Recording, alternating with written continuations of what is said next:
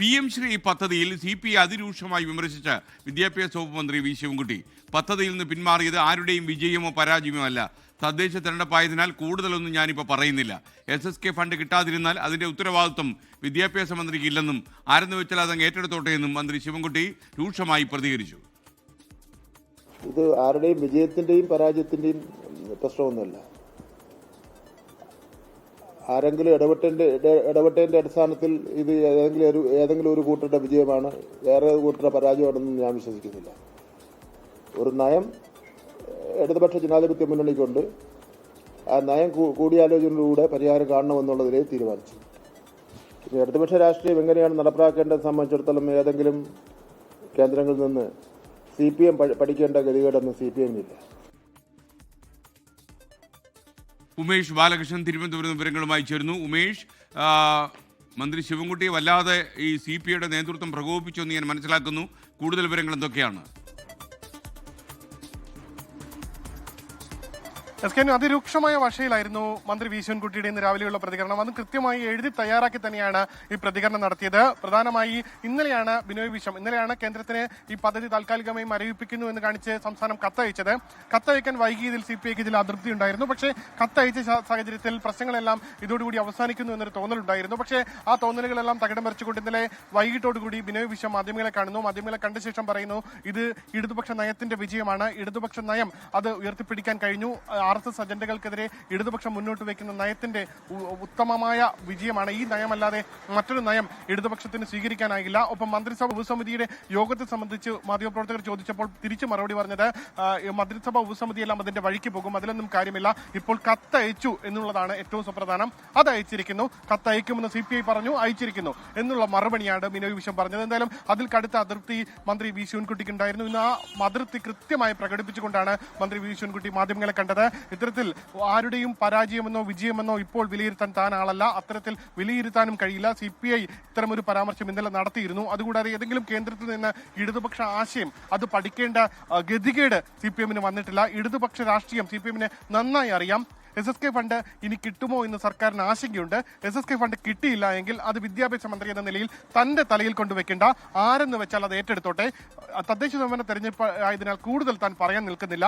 മന്ത്രിസഭാ ഉപസമിതിയെക്കുറിച്ച് മാധ്യമങ്ങൾ ചോദിച്ചപ്പോൾ ബിനോയ് വിശ്വം പറഞ്ഞത് അത് അതിന്റെ വഴിക്ക് പോകുമെന്നാണ്. എന്നാൽ അങ്ങനെയൊന്നുമല്ല, അത്തരത്തിൽ പുച്ഛിക്കേണ്ട കാര്യമൊന്നുമില്ല. മന്ത്രിസഭാ ഉപസമിതിക്ക് അതിൻ്റെതായ പ്രാധാന്യമുണ്ട്. അത് യോഗം ചേരും, അതുമായി ബന്ധപ്പെട്ട തീരുമാനമെടുത്ത് മുന്നോട്ട് പോകും. ഇപ്പോഴും പദ്ധതി പൂർണ്ണമായി റദ്ദാക്കിയിട്ടില്ല. പദ്ധതി റദ്ദാക്കുക അല്ല കത്തയച്ചിരിക്കുന്നത്, പദ്ധതി താൽക്കാലികമായി മാറ്റിവെച്ചിട്ടുണ്ട് എന്ന് മാത്രമേ ഉള്ളൂ. ഉമേഷ് ബാലകൃഷ്ണനാണ് വിവരങ്ങൾ തന്നത്. മന്ത്രി ശിവൻകുട്ടിയുടെ കൂടുതൽ പ്രതികരണം നമുക്കൊന്ന് കാണാം.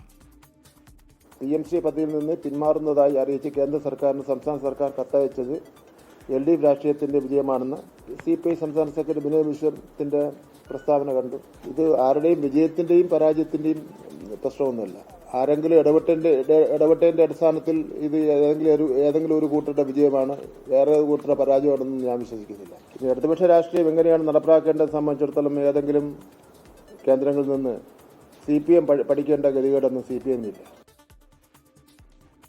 ഉമേഷ് ബാലകൃഷ്ണൻ വീണ്ടും ചേരുന്നു. ഉമേഷ്, ശരിക്കും എഴുതി തയ്യാറാക്കി കൊണ്ടുവന്നൊരു പ്രസംഗമായതുകൊണ്ട് തന്നെ ഇതൊരു വികാര വിക്ഷോഭത്തിന്റെ ഭാഷയിൽ പറഞ്ഞതാണ് എന്ന് നമുക്ക് വിശ്വസിക്കാൻ കഴിയില്ല. ആലോചിച്ച് തീരുമാനമെടുത്ത് അദ്ദേഹം തയ്യാറാക്കി കൊണ്ടുവന്ന പ്രസംഗം തന്നെയാണ് വായിച്ചത്. ഇതിൽ നിന്ന് നമുക്ക് വായിച്ചെടുക്കാൻ കഴിയുന്നത് എന്താണ്? തീർച്ചയായും ഇതുമായി ബന്ധപ്പെട്ട് ഇടതുപക്ഷ ആശയങ്ങൾ, പ്രത്യേകിച്ച് ആദ്യഘട്ടത്തിൽ PMC പദ്ധതിയെ വിദ്യാഭ്യാസ മന്ത്രി വി ശിവൻകുട്ടി ന്യായീകരിക്കുന്നുണ്ടായിരുന്നു.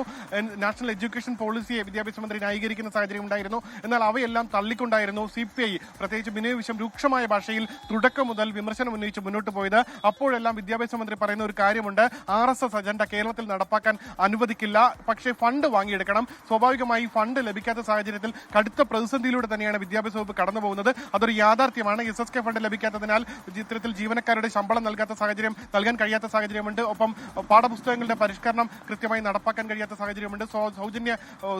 സൗജന്യ യൂണിഫോം നൽകാൻ കഴിയാത്ത സാഹചര്യമുണ്ട്. ഇവയെല്ലാം ഒരു ഭാഗത്ത് നിൽക്കുമ്പോൾ അതൊന്നും തിരിച്ചറിയാതെ CPI സ്വന്തം നിലയിൽ വിമർശനം ഉന്നയിച്ച് അതിൽ തങ്ങൾ ആണ് ഇടതുപക്ഷ ആശയങ്ങൾ ഏറ്റവും കൂടുതൽ ഉയർത്തിപ്പിടിക്കുന്നത് എന്നൊരു വികാരം ജനിപ്പിക്കാൻ ഒരു ശ്രമം ഉണ്ടായി എന്നൊരു വിലയിരുത്തൽ CPM-നുണ്ടായിരുന്നു. എന്തായാലും ആ വികാരം ജനിപ്പിക്കാൻ ശ്രമിച്ചു എന്നുള്ള സാഹചര്യത്തിൽ തന്നെയാണ് ഇത്തരത്തിൽ അതിരൂക്ഷമായ വിമർശനം. ഇന്നലെയാണ് കത്തയച്ചത്. പ്രതികരിച്ചത്. ഇന്നലെ കത്തയക്കുന്നത് വരെ ഇതുമായി ബന്ധപ്പെട്ട് കൂടുതൽ വലിയ പ്രതികരണത്തിനൊന്നും മന്ത്രി വി ശിവൻകുട്ടി തയ്യാറായില്ല.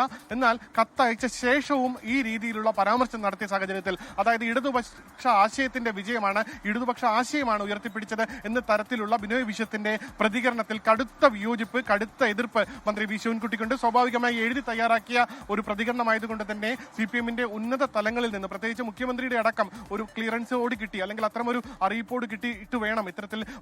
സ്വാഭാവികമായി ഘടകകക്ഷിയാണ്, ഏറ്റവും വലിയ LDF-ന്റെ ഏറ്റവും വലിയ ഘടകകക്ഷിയാണ്, ഏറ്റവും പ്രധാന നേതാവാണ് ബിനോയ് വിശ്വം. ബിനോയ് വിശ്വത്തിനെതിരെ വ്യക്തിപരമായി തന്നെ ആ പരാമർശങ്ങളെ പൂർണ്ണമായി തള്ളിക്കൊണ്ട് ഒരു പരാമർശം നടത്തുകയാണെങ്കിൽ അത് CPM നേതാക്കൾ അറിയാതെ നടത്തില്ല. അതുകൊണ്ട് തന്നെ കൃത്യമായി അത് തന്റെ അതിർത്തി ഒരുപക്ഷെ CPM-ലെ മുഖ്യമന്ത്രിയെയും മറ്റ് സംസ്ഥാന സെക്രട്ടറിയും അടക്കമുള്ളവരെ അറിയിച്ചിട്ടുണ്ടാകാം, അറിയിച്ച ശേഷം പ്രതികരിക്കുമെന്ന് അറിയിച്ചിട്ടുണ്ടാകാം. അതിനുശേഷമായിരിക്കും വി ശിവൻകുട്ടി ഇത്തരത്തിൽ രൂക്ഷമായ ഭാഷയിൽ പ്രതികരിച്ചത്. അത് എഴുതി തയ്യാറാക്കി ഏതെങ്കിലും രീതിയിൽ പറഞ്ഞതുപോലെ നാക്കുപിഴയൊന്നും വരാതിരിക്കാൻ വേണ്ടി കൃത്യമായി എഴുതി തയ്യാറാക്കി കൃത്യമായി തന്നെ ഈ വിഷയങ്ങളിൽ മറുപടി പറയുകയും ചെയ്തു, അല്ലെങ്കിൽ തന്റെ ഒരു അതൃപ്തി പ്രകടിപ്പിക്കുകയും ചെയ്തു. ഇതുമായി ബന്ധപ്പെട്ട് തുടർ ചോദ്യങ്ങളിൽ കാര്യമായ പ്രതികരണത്തിന് സ്വാഭാവികമായി എഴുതി തയ്യാറാക്കിയ ഒരു പ്രതികരണം നടത്തി കഴിഞ്ഞാൽ കൂടുതൽ ചോദ്യങ്ങൾക്ക് വി ശിവൻകുട്ടി അങ്ങനെ കൂടുതൽ പ്രതികരിച്ച് കുഴപ്പത്തിൽ ചാടാതിരിക്കാൻ ശ്രമിക്കാറുണ്ട്. അതേ രീതിയിൽ ചില ചോദ്യങ്ങൾക്ക് ഇത്ര കൂടുതൽ പറയാനുണ്ടല്ലോ എന്ന ചോദ്യത്തിന് കൂടുതൽ പറയാനുണ്ട്, തദ്ദേശ സ്വയംഭരണ തെരഞ്ഞെടുപ്പല്ലേ, അത് ആയതുകൊണ്ടാണ് കൂടുതൽ പറയാത്തത് എന്ന രീതിയിലുള്ള പ്രതികരണം മാത്രമാണ് നടത്തിയത്. അതുകൊണ്ട് തന്നെ കൃത്യമായി CPM-നും CPI സംസ്ഥാന സെക്രട്ടറി ബിനോയ് വിശ്വത്തിന്റെ ഇന്നലത്തെ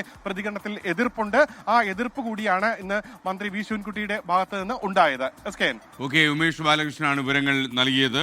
ലോകത്തെവിടെയായാലും ഏത് സമയത്തും 24 വാർത്തകളും ഓഗ്മെന്റഡ് റിയാലിറ്റി പാക്കേജുകളും എക്സ്പ്ലെയിനറുകളും വിശദമായി കാണാൻ ഞങ്ങളുടെ YouTube ചാനൽ നിങ്ങൾക്ക് സബ്സ്ക്രൈബ് ചെയ്യാം.